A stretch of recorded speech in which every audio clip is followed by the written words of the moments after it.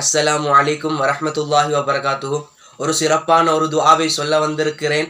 அருமையான சீதேவிகளே, இந்த துஆவை எந்த மாதிரி சந்தர்ப்பத்திலே எல்லாம் ஓதோனும், இந்த துஆவுக்கு ஒரு வரலாறு, ஒரு சம்பவம் ஒன்று இருக்குது.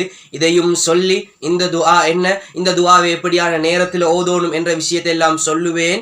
யாரும் இந்த வீடியோ தட்டிவிடாம கடைசி வரை காட்டும் பாருங்க. இதை பார்ப்பதற்கு டைம் இடம் கொடுக்காவிட்டாலும் இந்த வீடியோ சேவ் பண்ணி வச்சு டைம் எப்போ கிடைக்குதோ அப்போ பார்த்துக்கோங்க. ஏனென்றா இந்த துஆ பிரயோஜனமான துஆவாக அமைந்திருக்குது.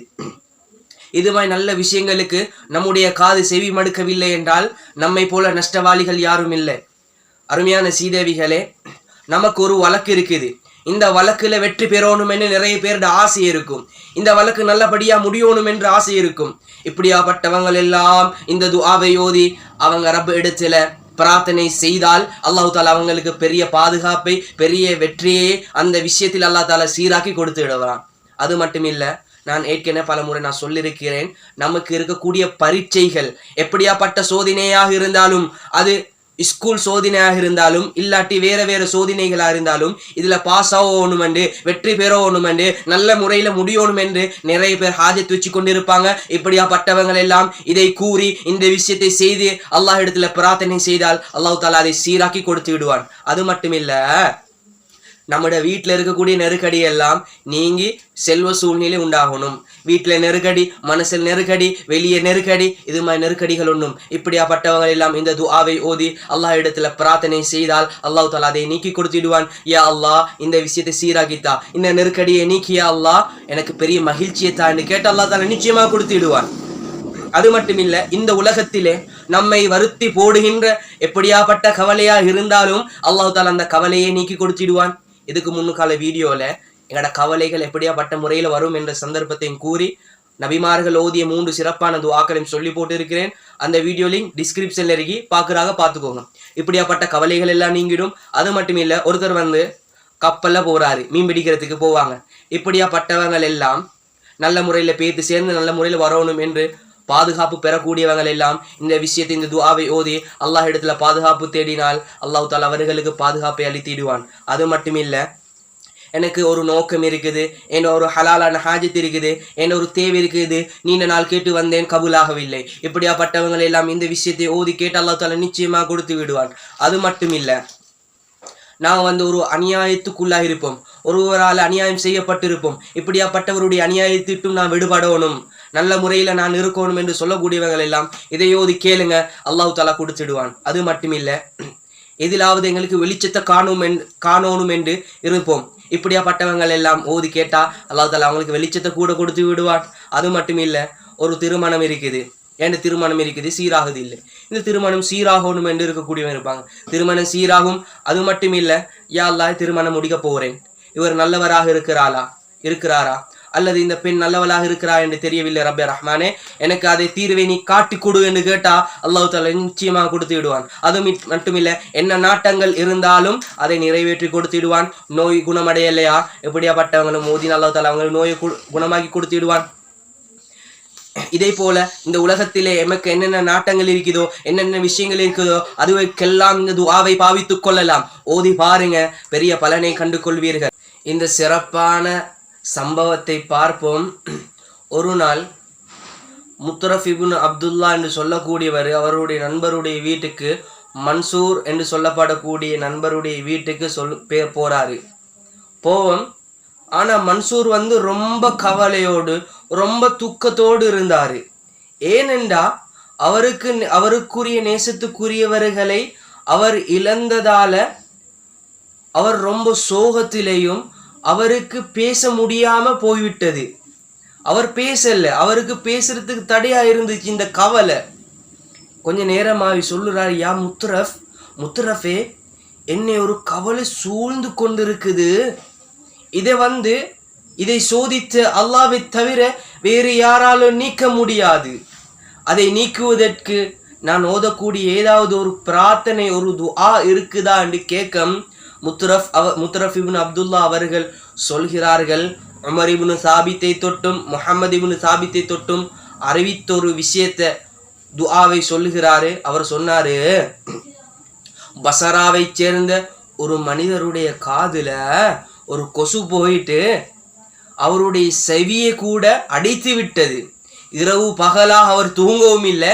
ஏனென்றா அவ்வளோக்கும் வேதனைக்குள்ளாகிட்டு அந்த கொசு காதுள்ளுக்கு போகும்.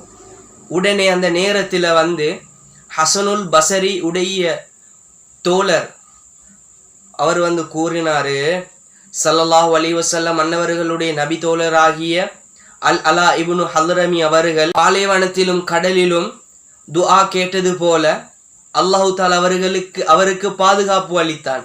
உடனே இந்த காதிலே அந்த கொசு பூந்த மனிதர் உடனே சொல்ல, ரஹ்மக்கல்லா, அல்லாஹு தாலா உங்களுக்கு ரஹ்மத் செய்யட்டும், கருணை காட்டட்டும், அது என்ன விஷயம் என்று சொல்லுங்களே என்று கேட்க, அபூ ஹுரைரா ரலியல்லாஹு தஆலா அன்ஹு அவர்கள் சொன்னதை அவர் சொல்லுறாரு. அப்போ அபூ ஹுரைரா ரலியல்லாஹு தஆலா அன்ஹு அவங்க சொல்றாங்க, நான் இருந்த ஒரு படையோடு அல் அலா இப்னு ஹல்ரமி அவர்களும் பஹ்ரைனுக்கு அனுப்பப்பட்டாரு. அப்போது நாங்கள் பாலைவனத்தை கடந்து கொண்டு போகல, கடுமையான தாகம் ஏற்பட்டுச்சு. இந்த கடுமையான தாகத்தால் நாங்க வாடினோம், மரண பயம் ஏற்பட்டுச்சு இந்த தாகத்தால. உடனே அல் அலா இப்னு ஹல்ரமி அவங்க குதிரையால் அப்படி இறங்கிட்டு 2 ரக்கா சுன்னத் தொழுந்துட்டு இந்த அருமையான ஒரு துஆவை ஓதி, யா அல்லாஹ் எங்களுக்கு மலையை பொழிய வைத்திடு என்று கேட்கும். ஒரு மேகம் அப்படியே எப்படி என்றா சொல்றாங்க, பறவையின் இறக்கை போன்ற ஒரு மேகம் வரம் அல்லாஹு தாலா மலையை பொழிய வைத்தான். நாங்கள் பாத்திரங்களை நிரப்பி கொண்டோம், வாகனங்களுக்கும் நீர் புகட்டினோம், குதிரைகளுக்கும் நீர் கொடுத்தோம், நாங்களும் நீர் அருந்தினோம் என்று சொன்னாங்க. அதுக்கு பின்னுக்கால அப்படியே போறாங்க. அப்படியே போக்கல, இதெல்லாம் எல்லாம் செஞ்சு போட்டு மறுபடியும் அப்படியே போறாங்க. போக்கல ஒரு கடல் வளைகுடா உண்டு ஆகப்படுது. இதுக்கு மங்கள அவங்க கடந்து போறதுக்கு ஏலா, இங்க இருந்து அங்கே கடந்து போறதுக்கு ஏலா. அவடத்துல இதுக்கு முன்பால யாரும் கடந்து போனதும் இல்லை, இதுக்கப்புறம் யாரும் கடந்து போக மாட்டாங்க. அவற்றில் ஒரு கப்பல் சரி, ஒரு படகு சரி இல்லை. அப்படி ஒரு நிலைமைக்கு உண்டாகிட்டு உடனே அல் அலா அவங்க அல் அலா இப்னு ஹல்ரமி அவங்க 2 ரக்கா சுன்னத் தொழுந்துட்டு அதே துஆவை ஓதி, யா அல்லாஹ் எங்களுக்கு பாதுகாப்பு அளித்திடு, இதுக்கு ஒரு வழியை காட்டித்தா என்று சொல்லிட்டு அதுக்கு பின்னுக்கால எல்லாருக்கும் சொன்னாரு, குதிரையை கடிவாளத்தை பிடித்து கொண்டு பிஸ்மில்லா என்று போங்க அப்படி என்று சொன்னாரு. சொல்லிட்டார், எல்லாரும் போயிட்டாங்க. அபூ ஹுரைரா ரலியல்லாஹு தஆலா அன்ஹு அவங்க சொல்றாங்க, தண்ணீரிலே நாங்க நடந்தோம், வல்லாஹி வல்லாஹி அல்லாஹ் மீது ஆணையாக எங்கள் கால்களோ காலணிகளோ குழம்புகளோ எதுவுமே நலையவில்லை. சுபஹானல்லாஹ், எந்த ஒரு ஆச்சரியத்துக்குரிய ஒரு துஆவாக அமைந்திருக்குது. சுபஹானல்லாஹ், ஓதிக்கோங்க, இந்த துஆவோட வாழ்க்கையில ஏற்படுத்துங்க. அப்போ அபூ ஹுரைரா ரலியல்லாஹு தஆலா அவங்க சொன்னாங்க, அந்த படையிலே 4000 பேர் கலந்து கொண்டாங்க. அந்த 4000 பேர்களுக்கும் அல்லாஹ் பாதுகாப்பு அளித்து விட்டான் என்றால் சுபஹானல்லாஹ், யோசித்து பாருங்க. நீர் புகற்றினான், பாதுகாப்பு அளித்தான். அது மட்டும் இல்லை, அடுத்தது அவர் கூறுறாரு, எவரு தெரியுமா, அந்த காதுல கொசு போத்து போயிட்டு அந்த வேதனைப்பட்டு கொண்டிருந்தவர், இவர் போயிட்டு பிரார்த்தனை செய்து போட்டு அப்படியே வராரு. வல்லாஹி அல்லாஹ் மீது சத்தியமாக அவர காதுல இருந்து அந்த ஈ வெளியாகும் வர அந்த ஹசனுல் பசரியுடைய அந்த தோழர் அவங்களோட கூட்டம் வந்திருந்தாங்க. அவங்க சொல்றாங்க, அந்த காதுல இருந்து அது வெளியாகும் வரை நாங்க போவல்ல, அவர்த்து விட்டு நாங்க நகரல்ல என்று சொன்னாங்க. அவருடைய அந்த காதுல இருந்து அந்த ஈ வெளியாகி அப்படியே சுகரை தாக்கிட்டுச்சு. அப்படியே உடனே அவரும் குணமடைந்து விட்டார் என்று சொன்னாங்க. அது மட்டும் இல்ல, அதுக்கு முன்னுக்கால மன்சூர் முத்தரஃபிகிட்ட அந்த ரொம்ப கவலையா இருக்குதுன்னு சொன்னாரு. மன்சூர் இவன் கிப்லாவை முன்னோக்கி தொழுது விட்டு இந்த கொஞ்ச நேரம் பிரார்த்தனை செய்து போட்டு இந்த முத்தரஃபுடைய முகத்தை திருப்பி பார்த்து, யா முத்தரஃபே, நான் அனுபவித்த கவலையை அல்லாஹ் என்னை விட்டும் நீக்கி விட்டான், அல்லாஹ் என்னை விட்டும் அந்த கவலையை அழித்து விட்டான் என்று சொன்னார்கள். பின்பு அவர் உணவு கொண்டு வர வச்சு அவர் என்னை உட்கார வைத்து நான் 2 பேரும் சாப்பிட்டோம் என்று வரலாறுல வருது. அருமையான பேரன்பு பெருமக்களே, இந்த விஷயங்களை யாரெல்லாம் கேட்டுக்கொண்டிருக்கிறீங்களோ கட்டாயமாக உங்களோட குடும்பத்தில் யாருகளுக்கெல்லாம் இருக்குதோ அவர்களுக்கெல்லாம் பகிர்ந்துக்கோங்க, அவர்களுக்கெல்லாம் சொல்லிக்கோங்க. ஏன்னா அவர்களும் நன்மை அடைந்து கொள்ளட்டுமே, அவர்களும் பயனடையட்டுமே என்று நல்ல எண்ணத்தோட செய்யுங்க. அந்த விஷயம் நீங்க பகிர்ந்து கொள்வது மட்டும் இல்லை, நன்மை அடைந்து கொள்றீங்க, அனுப்புறது மட்டும் இல்லை, அவங்க அந்த விஷயத்தை அவங்க செய்து வரும் காலம் எல்லாம் கயாமத்தினால் பரிபந்தம் அவர்கள் செய்து கூடியவர்களாக இருந்தாலும் அந்த காலம் வருகாட்டும் அந்த நன்மையை அடைந்து கொள்வீர்கள். சுபஹானல்லாஹ். அதே போல இந்த துஆ எப்படியான முறையில் ஓதணுமெண்டா, ஆரம்பத்தில் வுது செய்து கொண்டு கிபிலாவை முன்னோக்கி இஸ்திகாரா 2 ரக்காத் தொழணும். தொழுந்துட்டு இந்த துஆவை ஓதணும். எந்த துஆ என்றா யா ஹலீமு யா அலீமு யா அலியு யா அலீமு யா ஹலீமு யா அலீமு யா அலியு யா அலீமு. இந்த துஆவை 3 தடவை ஓதி உங்களோட என்ன ஹாஜத் இருக்குதோ நான் ஏற்பட சொன்னமாய் இல்லாட்டி ஏதாவது உங்களோட என்ன விஷயம் இருந்தாலும் அந்த விஷயத்தை சொல்லி கேளுங்க. அல்லாஹ் தாலா அந்த விஷயத்தை சீராக்கி கொடுத்துடுவான். அதே போலத்தான் இந்த துஆவை ஒருபோதும் பாவமான காரியத்துக்கு ஈடுபடுத்திடவானம். அது நடந்து விடாது, ஒருபோதும் நடக்காது. விபரீதத்தில் பேத்து முடிந்திடும். அல்லாஹ் பாதுகாக்கணும். பாவமான காரியத்துக்கு ஈடுபடுத்திடுவானம். அதே போல் இது மாதிரி நல்ல நல்ல விஷயங்களை நாங்கள் சொல்லி கொண்டு வரோம்.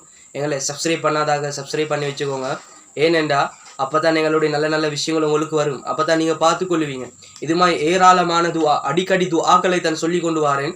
அது மட்டும் இல்லை, கனவு விளக்கங்கள், இது மாதிரி நல்ல நல்ல விஷயங்கள் சொல்லுறேன். கட்டாயமாக பாருங்கள். அதே போல் அடுத்தவங்களுக்கும் ஷேர் பண்ணி விடுங்க. இன்ஷா அல்லாஹ் நாளைக்கு சந்திப்போம். அஸ்ஸலாமு அலைக்கும் வரஹ்மத்துல்லாஹி வபரகாத்துஹு.